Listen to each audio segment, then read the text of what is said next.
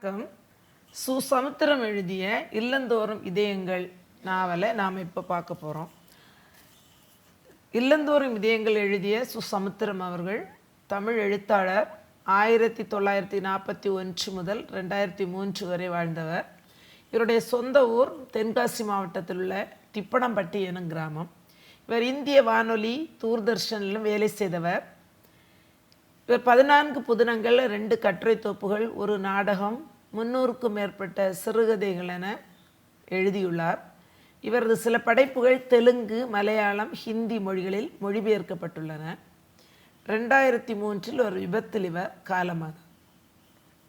இவர் 1990 சாகித்ய அகாடமி விருது பெற்றுள்ளார். தஞ்சாவூர் பல்கலைக்கழகம் இவருக்கு தமிழ் அன்னை பரிசு வழங்கியுள்ளது. சிறுகதைக்கான பரிசாக இலக்கிய சிந்தனை என்னும் பரிசினை பெற்றுள்ளார். இவரது மறைவிற்கு பின் முரசொலி அறக்கட்டளை இவருக்கு கலைஞர் விருது வழங்கி சிறப்பித்துள்ளது. இல்லந்தோறும் இதயங்கள் நாவலினுடைய கதை கரு, கணவனாலும் பிறந்த வீட்டாராலும் புகுந்த வீட்டாராலும் மிகவும் நேசிக்கப்பட்ட குணக்குன்றாக பெருவாழ்வு வாழ்ந்த ஒரு இளம்பெண் ஒரு நோயால் பாதிக்கப்பட்ட போது அதே உறவுகளால் புறக்கணிக்கப்பட்டு உச்சகட்ட வேதனையை அடைகிறாள். அந்த அவலமும் அதையும் தாண்டி அவள் சமூக தொண்டின் மூலம் மன அமைதி பெற்று கொண்டதுமே இக்கதையின் கருவாகும். இந்த கதையினுடைய தலைப்பு பொருத்தம், அனைவராலும் புறக்கணிக்கப்பட்ட நிலையில் திசை தெரியாது சென்னை வீதிகளில் ஒரு இரவில் மணிமேகலை அலைந்து கொண்டிருந்த போது கடற்கரையில் சீரணி அரங்கில் கிறிஸ்தவர்களின் பெருவிழா நடந்து கொண்டிருந்ததைக் கண்டு அந்த ஓர் இரவுக்காக அங்கே அடைக்கல வேண்டி உள்ளே புகுந்தாள். அங்கே மேடையில் ஒருவர் பாடிக்கொண்டிருந்தார். இல்லங்கள் யாவலும் உள்ளங்கள் உண்டல்லோ, உள்ளங்கள் உண்டல்லோ என அந்த பாடல் தொடர்ந்து பாடிக்கொண்டிருந்தார். இந்த பாடலை கேட்ட மணிமேகலை விம்மினாள். இல்லந்தோறும் இதயங்கள் உண்டல்லவா, இது ஏன் மனிதர்களுக்கு தெரியவில்லை? இது ஏன் உறவை சுமப்பவர்களுக்கு தெரியவில்லை? குறிப்பாக இது ஏன் மிஸ்டர் ஜெயராஜுக்கு தெரியவில்லை என அவள் உள்ளங்குமுறினாள். பாடல் முடிந்ததும் மணிமேகலையும் முழங்காலிட்டாள். அவளுடைய அந்த உணர்வே இந்த கதையினுடைய தலைப்பானது. இந்த கதைக்கு மிகவும் பொருத்தமாக உள்ளது. இந்த கதையில் வரும் கதாபாத்திரங்கள்: மணிமேகலை கதை தலைவி, செல்வந்த குடும்பத்தில் பிறந்து வளர்ந்தவள், அரியா பருவத்திலேயே தாயை இழந்தவள், தந்தையால் வளர்க்கப்பட்டவள். இவளுக்கு ஒரு அண்ணன், ஒரு தம்பி. அனைவரும் பாராட்டும்படி வாழ்ந்து ஒரு நோய் ஏற்பட்டவுடன் அனைவராலும் புறக்கணிக்கப்பட்டவள். எனினும் துணிச்சலுடன் வாழ்வை எதிர்கொண்டு சமூக சேவகி ஆனவள். இவளுடைய தந்தை மிராசுதார் அருணாச்சலம். மகளினுடைய நிலை கண்டு நோய்வாய்ப்பட்டு மீண்டும் எழ முடியாமலேயே படுக்கையில் விழுந்தவர். இவளுடைய ராமலிங்கம் மணிமேகலையின் மூத்த அண்ணன். கனகம் ராமலிங்கத்தின் மனைவி, மணிமேகலையினுடைய அண்ணி. பத்மா, கனகராஜ், செல்வி இந்த குழந்தைகள் ராமலிங்கம் கனகம் தம்பதியின் பிள்ளைகள். சந்திரன் என்ற ஹரிச்சந்திரன் மணிமேகலையின் தம்பி. ஜெயராஜ் மணிமேகலையின் கணவன். வசந்தியை 2வது திருமணம் செய்தவன். மணிமேகலையின் மகன் 3 வயது குழந்தை. பாமா ஜெயராஜனுடைய தங்கை. மணிமேகலையின் தம்பியான சந்திரனை விரும்பியவள். சங்கரன் ஜெயராஜன் அண்ணன், வக்கீலாக இருந்தவர். லட்சுமி சங்கரனுடைய மனைவி. ரமா, சேகர் இந்த குழந்தைகள் சங்கரன் லட்சுமி தம்பதியின் பிள்ளைகள். பாஸ்கர் ஜெயராஜன் தம்பி, ஹையர் செகண்டரி படிப்பவன். சீதா ஜெயராஜன் தங்கை, பியூசி படிப்பவள். இந்திரா ஜெயராஜன் கடைக்குட்டி தங்கை. சபாபதி மணிமேகலையின் மாமனார். மணிமேகலையின் மாமி, இவர் ராமபத்ரனுடைய தங்கை. வசந்தி லட்சுமியின் தங்கை. ஜெயராஜன் 2ஆம் தாரம், ராமபத்ரனின் மகள். ராமபத்ரன் லட்சுமியின் தந்தை, குழப்பவாதி. காமாட்சி, வெங்கடேசன் இவர்கள் மணிமேகலையின் பால்யகால நண்பர்கள். சேர்ந்து ரயில் விளையாட்டு விளையாடியவர்கள். குமரேசன் வெங்கடேசனின் தந்தை, செல்வந்தர். ரத்தினம் மணிமேகலையின் பள்ளி தோழன், விவசாய சங்கம் வைத்திருப்பவன். பகவதி அம்மாள் ரத்தினத்தின் மனைவி. பிறகு டிராக்டர் ஓட்டும் ராமசாமி, பனையேறி மாடக்கண்ணு, பெருமாள் அந்த ஊரில் பஞ்சாயத்து தலைவர். கர்ணம், முன்சீப், கணைநோய் தீர்க்கும் தங்கம்மா, சண்முகம், கந்தசாமியின் மனைவி காத்தாயி, பெட்டி உடையும் ராமக்கா, காய்கறி வியாபாரி மங்கம்மா, மீன் வியாபாரி வீராசாமி, இவர்களெல்லாம் மணிமேகலையின் சொந்த ஊரில் உள்ளவர்கள். அவள் மேல் அக்கறை கொண்டவர்கள். கோவிந்தன் கூத்து நிகழ்த்துபவன், மணிமேகலையை தங்கை என்று உறவு கொண்டாடுபவன். கம்பவுண்டர் மணி மணிமேகலைக்கு மாத்திரைகள் வாங்கி கொடுப்பவன். டாக்டர் குமரன் மணிமேகலை தன்னுடைய நோயை உறுதி செய்த அந்த டாக்டர். டாக்டர் மாதவன் மணிமேகலுடைய குடும்பத்தாரனுடைய மருத்துவர். நடிகர் வெண்சாமரத்தின் காரியதரிசி. காமாட்சி வெண்சாமரத்தின் காரியதரிசியினுடைய மனைவி. பாப்பா அரசு, இந்த 2 குழந்தைகளும் காமாட்சியின் பிள்ளைகள். அன்னை மார்க்ரெட் அநாதை இல்ல பொறுப்பாளரான மூதாட்டி. சமூக சேவகிகள் மற்றும் ராம்நாத். லில்லி பிரபாகர் குழந்தைகள் காப்பகம் நடத்தி வந்த சமூக சேவகி. இனி இந்த கதையை சுருக்கமாக நம்ம பார்க்க போகிறோம். மணிமேகலை தூத்துக்குடி மாவட்டத்தை சார்ந்தவள். இவருடைய தந்தை மிராசுதார் அருணாச்சலம், மிகுந்த செல்வந்த குடும்பத்தை சார்ந்தவர். மணிமேகலை தாயை சிறு வயதிலேயே இழந்தவள், தந்தையால் வளர்க்கப்பட்டவள். இவளுடைய அண்ணன் ராமலிங்கம், அண்ணி கனகம், தம்பி சந்திரன். இந்த மணிமேகலை பியூசி முடித்துவிட்டு பிஏ 1ஆம் ஆண்டு கல்லூரியில் சேர்கிறாள். உறவினர் குமரேசனின் மகன் வெங்கடேசன் அவன் பக்கத்து கல்லூரி மாணவனாக இருக்கிறான். இவர்கள் உறவினர்கள் என்பதால் மணிமேகலையின் வீட்டுக்கு அடிக்கடி வந்து செல்பவன். மணிமேகலைக்கு ஆங்கில பாடத்தில் மற்ற பாடங்கள் ஏற்படும் சந்தேகங்களுக்கு விளக்கம் கொடுப்பவன். கள்ளம் கபடம் இல்லாமல் இவர்கள் பழகி வரும் அந்த சூழலில் ஊரார் பழி பேச ஆரம்பிக்கிறார்கள். இது இவளுடைய தந்தையினுடைய காதுக்கு எட்டவே மணிமேகலையின் படிப்பு நிறுத்தப்படுகிறது. இப்போது மணிமேகலையின் நினைவில் அவ்வப்போது வெங்கடேசன் வந்து போனான். இந்த சூழலில் குமரேசன் தன்னுடைய மகன் வெங்கடேசனுக்கு மணிமேகலையை பெண் கேட்டார். மணிமேகலையின் தந்தை தன்னுடைய அளவுக்கு வசதி இல்லை என்பதால் அவர் மறுத்து விட்டார். ஆனால் இதையும் தாண்டி மணிமேகலையின் அண்ணன் ராமலிங்கம் தனக்கு குமரேசனின் மகளை கேட்டபோது, குமரேசனுடைய மகளை ராமலிங்கத்திற்கு பெண் கேட்க போது ராமலிங்கம் படிக்கவில்லை என்ற காரணத்தை காட்டி அவனுக்கு பெண் கொடுக்க மறுத்தார். இதை காரணம் காட்டி மணிமேகலையின் அண்ணன் ராமலிங்கம் தங்கையை வெங்கடேசனுக்கு கொடுக்க முடியாது என மறுக்கிறார். மணிமேகலை அண்ணனின் மான பிரச்சனையை தன் பிரச்சனையாக உணர்ந்து கொண்டாள். தந்தையின் விருப்பத்திற்கு அவளும் இசைந்தாள். மணிமேகலைக்கு அரக்கோணத்தில் மாப்பிள்ளை முடிவானது. என்ஜினியர் ஜெயராஜ். இவருடைய குடும்பம் திருநெல்வேலியிலிருந்து பிழைப்புக்காக அரக்கோணத்தில் சென்றவர்கள். இப்போது நல்ல வசதியாக வாழ்ந்து வருபவர்கள். 3 வீடுகள், ஒரு தொழிற்சாலை என நல்ல வசதியான குடும்பமாக வாழ்ந்து வருபவர்கள். ஜெயராஜன் குடும்பம் ஒரு மிகப்பெரிய குடும்பம். அண்ணன், தம்பிகள், பிள்ளைகள் என நிறைந்த ஒரு குடும்பம். ஜெயராஜன் அண்ணன் சங்கரன், அண்ணி லட்சுமி கூட்டு குடும்பமாக வாழ்ந்தவர்கள். பாமா, சீதா, பாஸ்கர், இந்திரா இவர்களெல்லாம் ஜெயராஜனுடைய சகோதர சகோதரிகள். மணிமேகலை பிறந்த வீட்டிலும் புகுந்த வீட்டிலும் குணக்குன்றாக திகழ்ந்தவள். 2 இடங்களும் ராணி போல மணிமேகலை வைத்திருக்கிறார்கள். ஒரு முறை மணிமேகலை கணவனின் தங்கை பாமாவுடன் தூத்துக்குடிக்கு வந்தாள்.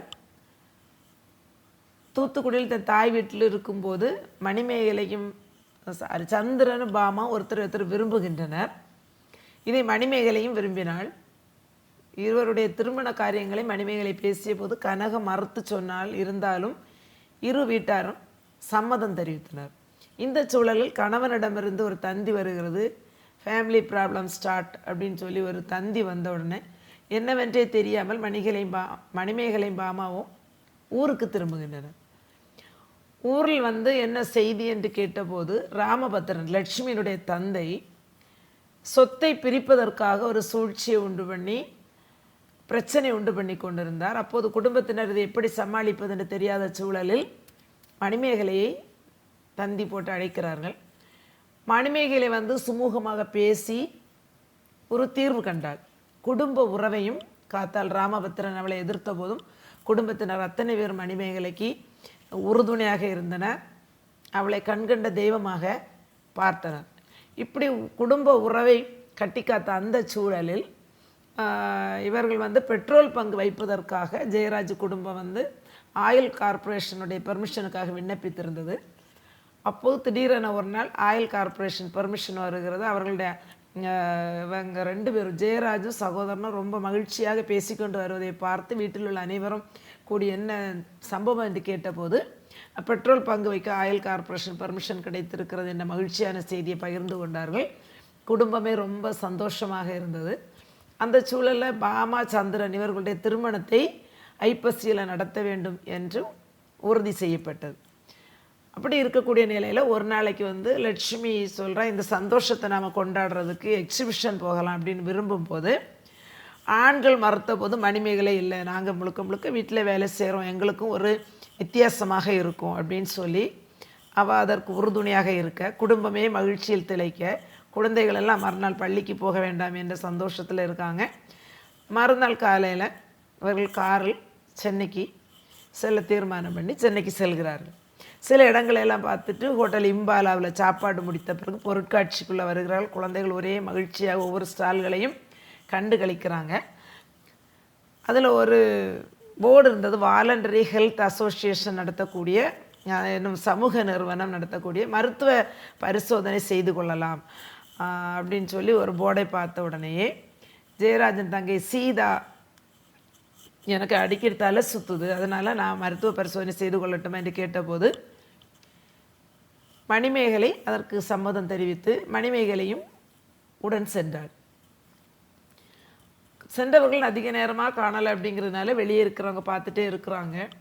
திடீரென்று சீதா ஓடி வந்து ஜெயராஜை மருத்துவர் அழைப்பதாக கூறுகிறாள். ஜெயராஜ் என்ன என்று குழம்பி போய் மருத்துவரை போய் பார்க்கும்போது அங்கே அந்த மருத்துவர் வந்து மணிமேகலையின் காதுக்கு இருக்கக்கூடிய ஒரு சிறு புள்ளியை பரிசோதித்து கொண்டிருந்தார். பார்த்த அந்த மருத்துவர் இது குஷ்டரோகத்திற்கான அறிகுறியாக இருக்கலாம் அப்படின்னு சொல்லிட்டு சொன்ன உடனே எல்லாரும் பதறிடுறாங்க. அந்த மருத்துவர் சொன்னது ஒன்றுமே இல்லை, ஆரம்பந்தான், வந்து பயப்படலாம் தேவையில்லை, இது மருந்திலே தீர்த்துடலாம் அப்படின்னு சொன்ன உடனே என்றாலும் ரொம்ப அனைவரும் ரொம்ப பதறி போகிறாங்க. எல்லாரும் ரொம்ப சோகமாக மாறிடுறாங்க. அடுத்த நாள் அங்கேயே இருந்து அரசு மருத்துவமனையில் போய் பரிசோதனை செய்து பார்த்தபோது இது வந்து குஷ்டரோகம் தான் அப்படிங்கிறது உறுதி செய்யப்படுகிறது. இருந்தாலும் வீட்டில் எல்லாரும் அவளோட அன்பாக தான் இருக்கிறாங்க. டாக்டர் குமரனிடம் சிகிச்சை பெற்று வருகிறாள். கம்பவுண்டர் மணி அடிக்கடி மாத்திரைகளை கொண்டு வந்து கொடுத்து வந்தான். இப்போது நோய் நல்லா தீர்ந்துட்டு, நோயே இல்லை, இருந்தாலும் 3 வருடங்கள் தொடர்ந்து மாத்திரை எடுக்க வேண்டும் என்ற மருத்துவரின் அறிவுரையின் பேரில் மாத்திரையை எடுத்துகிட்டே வரா.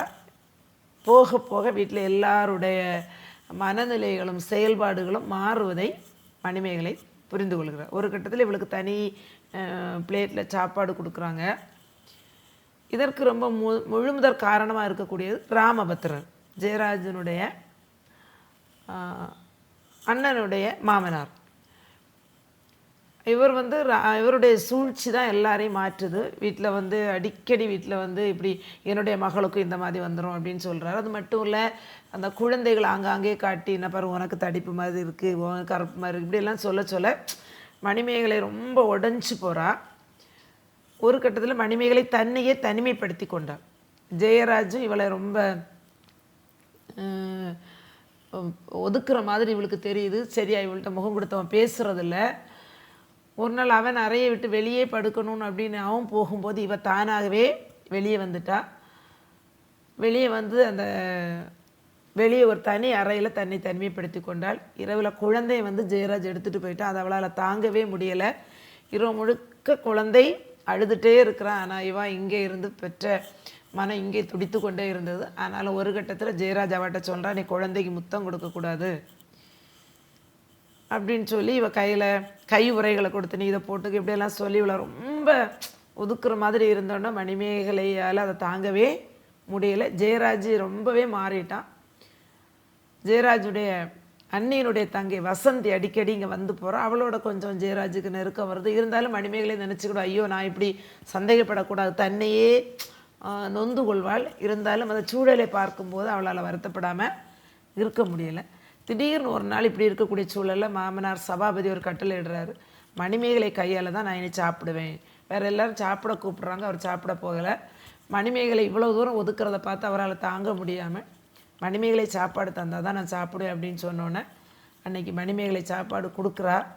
இந்த சூழலை புரிஞ்சுட்டு அவன் நினைக்கிறா, எப்படி நாம் கொஞ்ச நாள் சொந்த ஊரில் போய் அங்கே இருக்கலாம் அப்படின்னு சொல்லி அவள் யோசிக்கிறா. பாமாவும் என்ன சொல்கிறான்னா, வீட்டார் சொல்லக்கூடிய மாப்பிள்ளை போதும் அப்படிங்கிற ஒரு முடிவுக்கு பாமாவும் வந்துடுறா. மணிமேகலை தந்தை வீட்டுக்கு போகணும் அப்படின்னு சொல்லி கணவன்கிட்ட சொல்லும்போது அவன் சொல்கிறான், நாளைக்கு காரு அண்ணன்ட்ட இருக்குது, இருசக்கர வாகனம் சர்வீஸுக்கு போகுது, இப்படியெல்லாம் சொல்லி நடுவை பார்க்குறான். அப்போ இவன் நான் நடந்தே போகிறேன் அப்படின்னு சொல்லி வீட்டில் இருந்து நடந்தே போகிறான். எப்போதும் 2000 3000 ரூபாய்னு செலவுக்கு கொடுக்கக்கூடிய ஜெயராஜ் வெறும் 50 ரூபாய் மட்டும் கொடுக்குறான். இவளுக்கு சரியாக போய் சேரவே அந்த காசு பத்தாது. அப்படி அவள் தனியாக நடந்து வரும்போது அவன் வண்டி எடுத்துகிட்டு வெளியில், கார் எடுத்துகிட்டு வெளியில் வரான். அப்போ இவன் இல்லை நான் நடந்தே போகிறேன் அப்படின்னு சொல்லிட்டு நடந்தே போகிறான். ரயில் நிலையம் வரைக்கும் இந்த கம்பவுண்டர் மணி வந்து ரயில் நிலையம் வந்து இவளை வந்து வெளியே அனுப்பி வைக்கிறான். ஆனால் இப்போ ரொம்ப சந்தோஷப்படுறா. ஏதோ ஒரு சிலராவது இதே உள்ள மனிதர்கள் இந்த உலகத்தில் இருக்கிறாங்க அப்படின்னு சொல்லி இவ சந்தோஷப்படுறா. தூத்துக்குடியிலேருந்து வீட்டுக்கும் நடந்தே போகிறா. வீட்டுக்கு நடந்து போகிறத பார்த்து இவ அண்ணனுக்கு வேற ரொம்ப ஆத்திரம் வருது. எப்படி நீ இப்படி என்ன கஷ்டம் இருந்தாலும் எப்படி நீ நடந்து வரலாம், இவ்வளோ செல்வந்த குடும்பத்தில் உள்ள ஒரு பொண்ணு அப்படின்னு எல்லாம் கேட்டு இவ்வளோ திட்டுறான். அவள் இங்கே வர்றதுக்குள்ளாலேயே ஊரில் என்ன நடந்திருக்கு அப்படின்னா, ராமபத்திரன் இங்கே வந்து ஊரில் வந்து மணிமேகலைக்கு இப்படி நோய், அவளுக்கு விரல் குறுகிட்டு கை கால் குறுகிட்டு இப்படியெல்லாம் மோசமாக சொல்லி ஊர் முழுக்க செய்தி பரப்பி, இந்த செய்தியை கேட்டு இவளுடைய தந்தை ஒரு வார காலம் அப்படியே சோகத்தில் இருந்தவர் திடீர்னு என்ன ஆகிறாரு, படுத்த படுக்கையாகவே மாறிட்டார். இப்போ இவளோட தந்தையை சகோதரர்களும் கவனிக்கலை, படுத்த படுக்கையாக இருக்கிறாரு. வந்து ரொம்ப அப்பாவை பார்த்து ரொம்ப அலறி துடிச்சு போகிறா. ஊரில் எல்லோரும் சிலர் சொல்கிறாங்க, அவருக்கு ஒரு மாத்திரை கொடுத்துட்டு இருந்தாங்க, 2 ரூபா தான் ஒரு மாத்திரை, அந்த மாத்திரையை இவங்க அண்ணனும் தம்பியை நிப்பாட்டிட்டாங்க, அதனால தான் அவர் இவ்வளவுக்கு உடல்நிலை மோசமாக போயிட்டார் அப்படின்னு செய்தி கேட்டோன்னா, மணிமேகலை எப்படியாவது தந்தைக்கு அந்த மாத்திரையை வாங்கி கொடுத்துடணும் அப்படின்னு துடிக்கிறா. அந்த ரத்தினத்தினுடைய உதவியோட மாத்திரை வாங்கி கொடுக்குறா. மாத்திரை வாங்கி கொடுக்கக்கூடிய அந்த சூழல் மாத்திரை வாங்கி கொடுக்குறா. தந்தை கொஞ்சம் உடல்நிலை முன்னேறி வராரு. அந்த நேரத்திலேயே ஊரில் வெங்கடேசனுடைய திருமணமும் நடக்கிறது. தந்தையினுடைய உடல்நிலை முன்னேறி வரதை பார்த்து மணிமேகலை ரொம்ப மகிழ்ச்சி அடைஞ்சு ரொம்ப சந்தோஷப்படுறா. சந்தோஷப்பட்டு எல்லாரையும் கூப்பிட்டு சந்தோஷத்தை கொண்டாடுறா. அவன் அன்னிக்காரியும் அண்ணனுக்கும் அந்த சந்தோஷம் தாங்களே, நீ எதுக்காக ரத்தின வீட்டுக்கு போன, மாத்திரை வாங்கத்தான் போனியா, வேறு எதுக்காவது போனியா அப்படின்னு சொல்லி அண்ணன் கொஞ்சம் ஜாடமாடியாக பேசுகிறாரு. அன்னிக்காரையும் அவனுக்கு பேச்சுக்கு இடைச்சொருகளாக பேசுகிறா. இன்னும் எதுக்காக மறைச்சு பேசணுமா, நேற்று கோவிந்தம் கூட கூத்தடிச்சா, மத்தியானம் ரத்தினங்கிட்ட போயிட்டு வராள், நாளைக்கு இவன் கூட போக போகிறாளோ, கல்யாணம் ஆகும் முன்னே தான் வெங்கடேசன்கிட்ட சிரிச்சா, இன்னுமா இப்படி அங்கேயும் ஏடா கூடமாக நடந்திருப்பாள், அதனால தான் அவங்க துரத்திட்டாவ, ஊரமுட உலமடி அப்படின்னு இவன் பேசிக்கிட்டே போக போக மணிமேகலை காதுகளை பொத்தி கொண்டால் அவளுக்கு கண்கள் அப்படியே கொட்ட மறந்து விழிகள் இமைக்க மறந்து நிற்குது. இந்த வார்த்தைகளுடைய வலிமையினால் உள்ளத்தில் உதைப்பட்டு அவளுக்கு வந்து இவளுக்கு என்ன புரியுது தெரியலை. அந்த நேரத்தில் அவளுடைய தந்தை வரை இதுவரைக்கும் பேசாமல் இருந்தவர் ஆங் அப்படின்னு சொல்லி சத்தம் கொடுக்குறாரு இவருடைய தந்தை.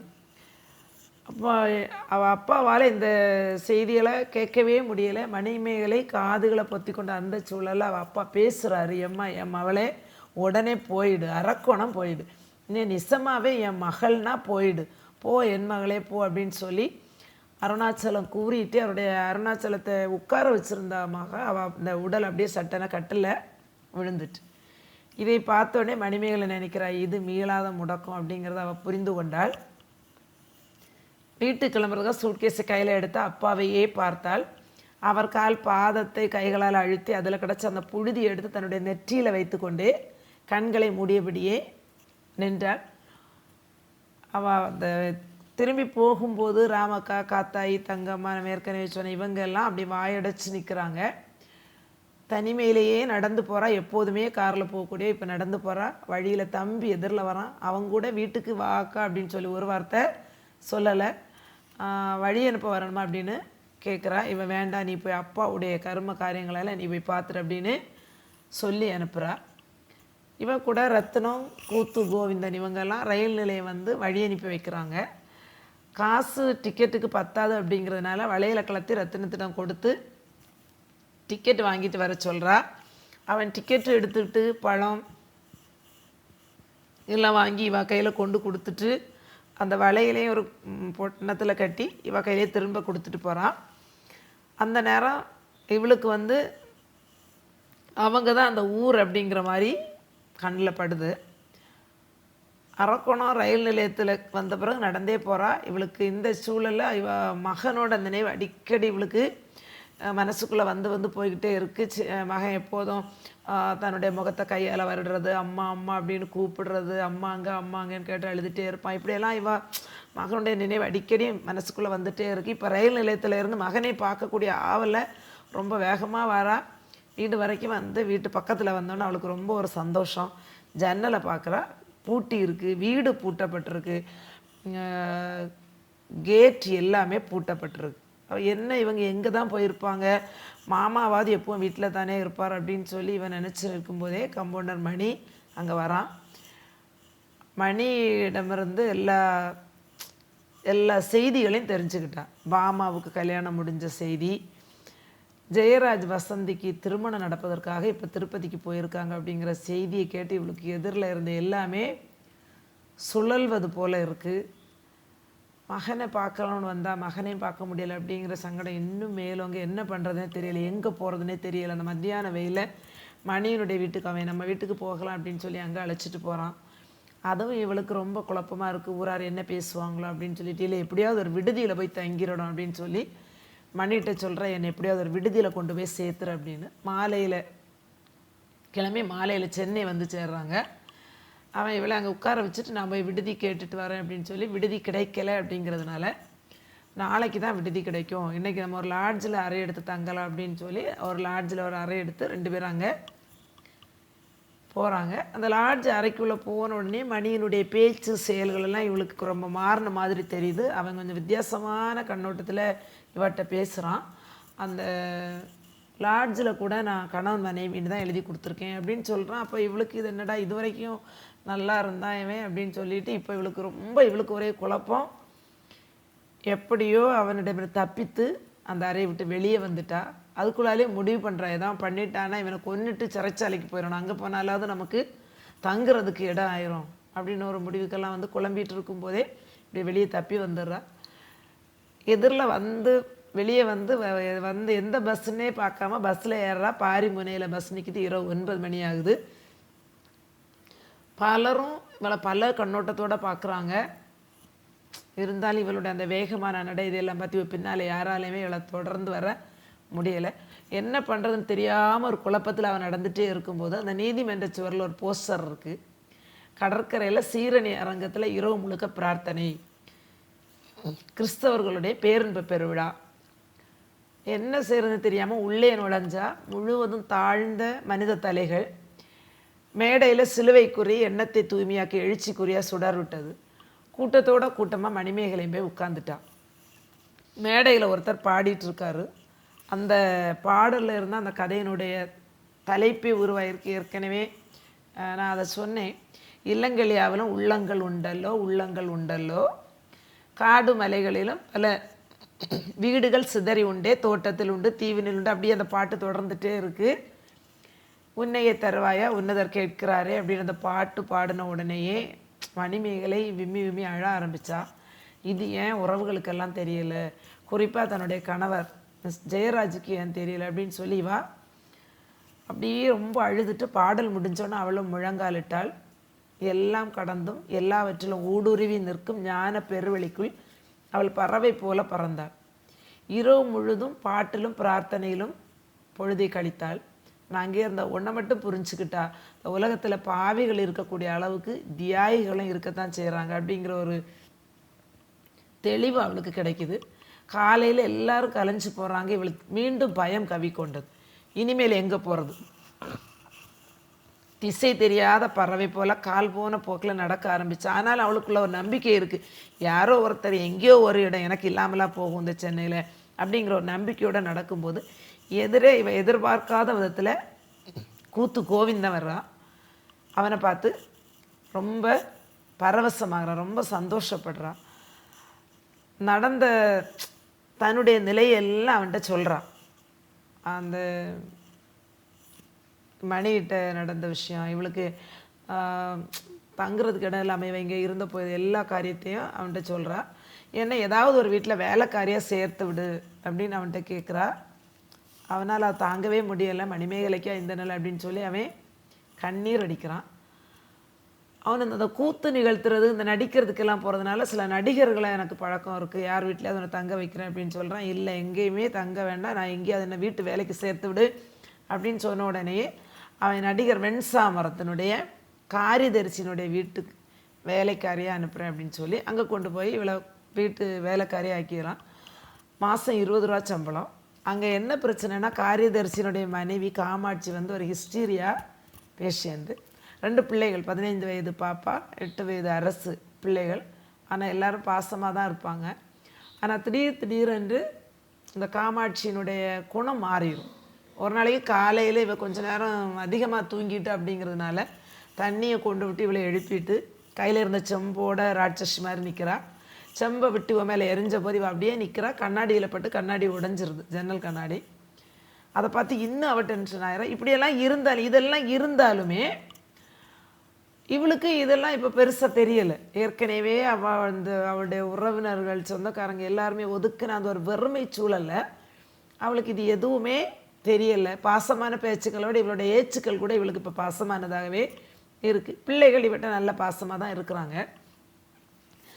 அந்த காமாட்சி சில நேரங்களில் இப்படி இருந்தாலும் அடுத்த நேரத்தில் இவட்ட ரொம்ப அன்பாக, தெரியாமல் செஞ்சது மாதிரி ரொம்ப அன்பாக பேசுகிறா. நான் ஒன்றை திட்டிட்டேனே ஏசிட்டேனே அப்படின்னு சில நேரங்களில் ரொம்ப அழுது குழந்தை மாதிரி ஆயிடுறான். இந்த சூழலை பார்த்து இவன் அந்த சூழலுக்கு தன்னை பழக்கி கொண்டால் சில நேரங்களில் தோணும், படிச்சிருக்கிறோமே, எங்கேயாவது ஒரு டைப்பிஸ்ட்டாக போயிடலாமோ, எங்கேயாவது ஒரு வேலைக்கு போகணும் அப்படின்னு நினைப்பா.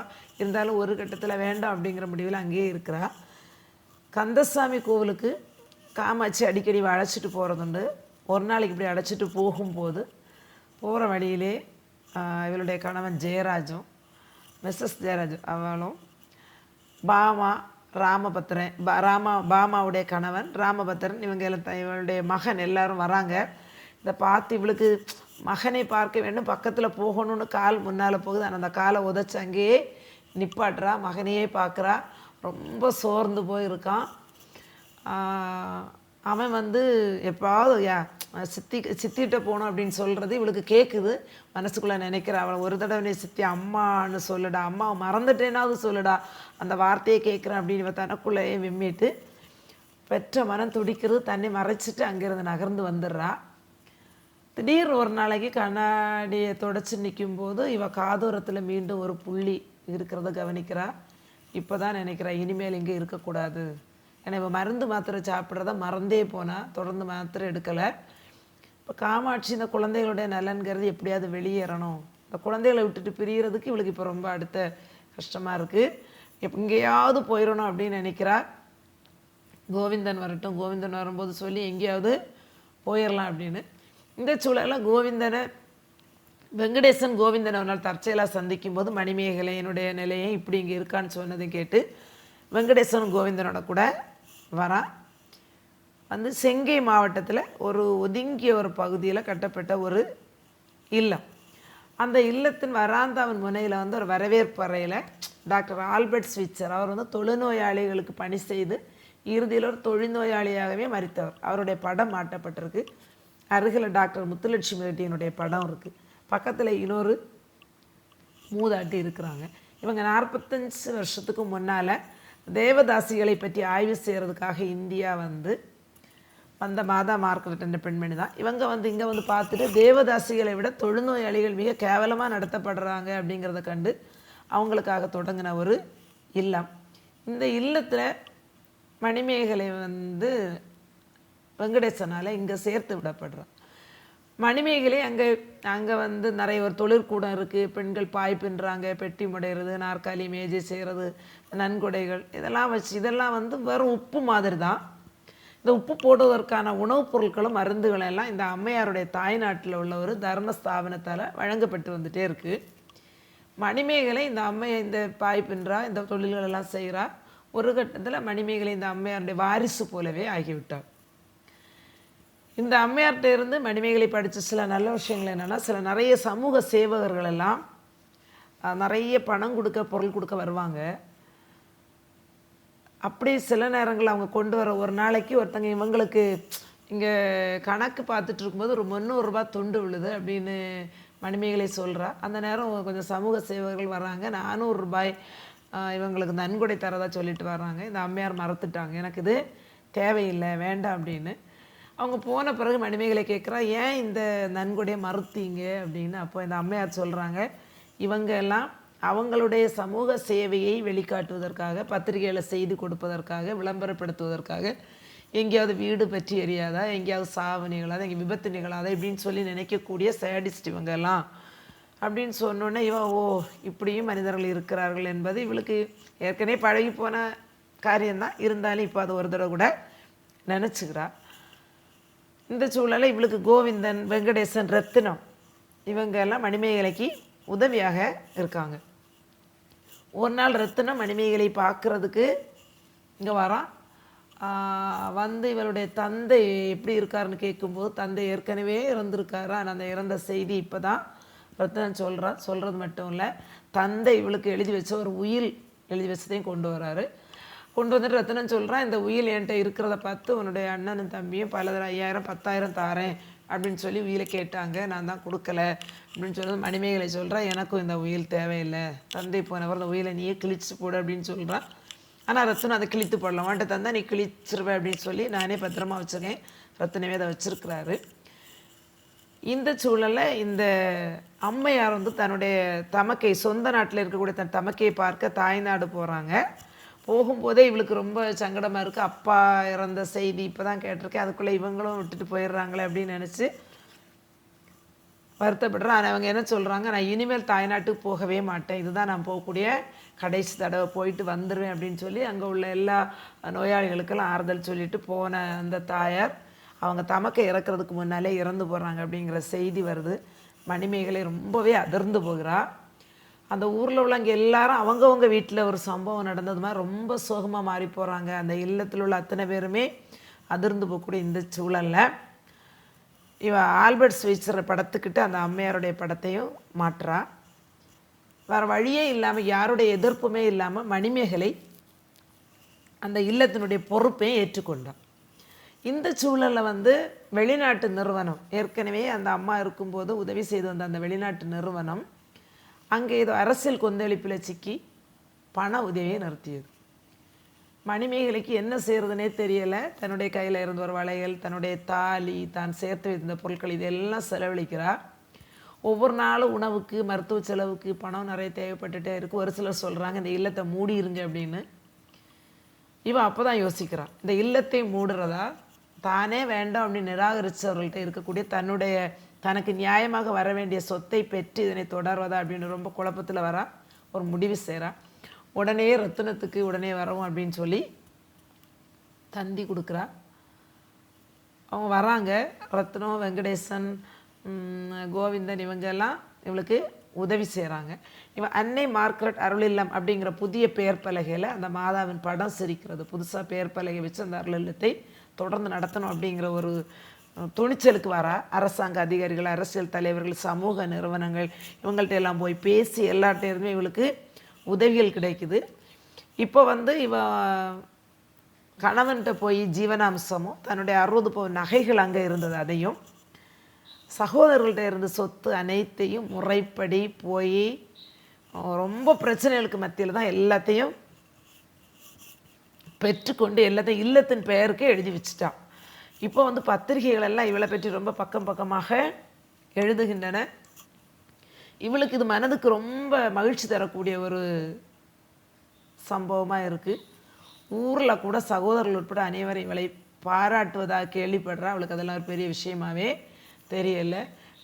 கணவன் வீட்டில் ஜெயராஜ் கூட அந்த பணத்தை கொடுக்க வரும்போது அவளை கையெடுத்து கும்பிட்டுட்டு தான் போனான். அவள் மாமனார் வந்து 2 நாள் தங்கி இருந்துட்டு போனார். இப்படி எல்லாருமே இப்போ இவளை ரொம்ப புகழ்ந்து பேச ஆரம்பிச்சிட்டாங்க.